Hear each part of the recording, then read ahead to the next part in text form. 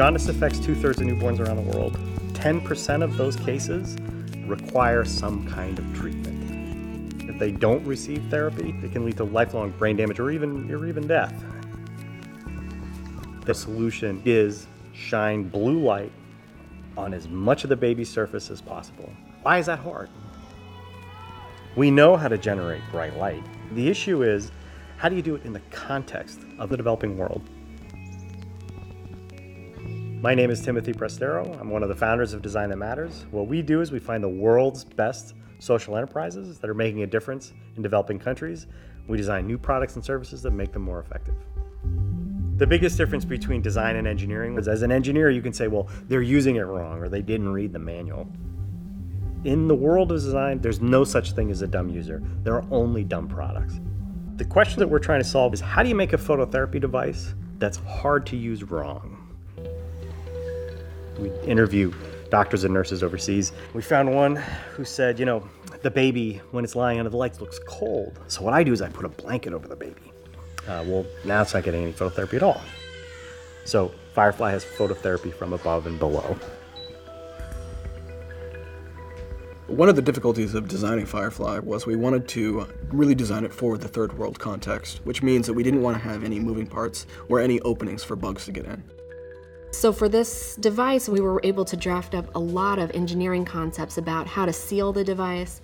And then once it's sealed, how do we manage the fact that it still creates heat? We're actually able to come up with a system where the base of Firefly allows the heat to slowly dissipate through a heatsink that we installed in the bottom, out the back, and away from the child. SolidWorks really helped us when we created a prototype and brought it to Vietnam, and people kept on telling us, oh my gosh, this top light, it's way too low. We can't get a baby in and out. And there was this big aha moment. So we were able to just go into SolidWorks, just change where we put one plane, and the whole model changed with it. When we're dealing with the developing world context, it's very difficult for people to understand kind of vague ideas. Even if you have a picture, it's hard for people to understand that. With a tool like SolidWorks Composer, I'd be able to show them exactly what we're talking about, a CAD model of it, a three-dimensional model that they can turn around, zoom in on, zoom out, in a way that's not possible with printed stills. With SolidWorks, everyone we visit is able to download that and look at the models we've been working on, and then give us instant feedback. But it really works best when you bring a physical form, when you bring something people can touch, feel, and experience. And for us, that's really critical because we're communicating across cultures and across languages. And so for us to be able to show something visual, there's less of a leap of faith that we're asking the people to make. So with SolidWorks, we're able to actually create concepts, do a solid model of that, and continuously change that design.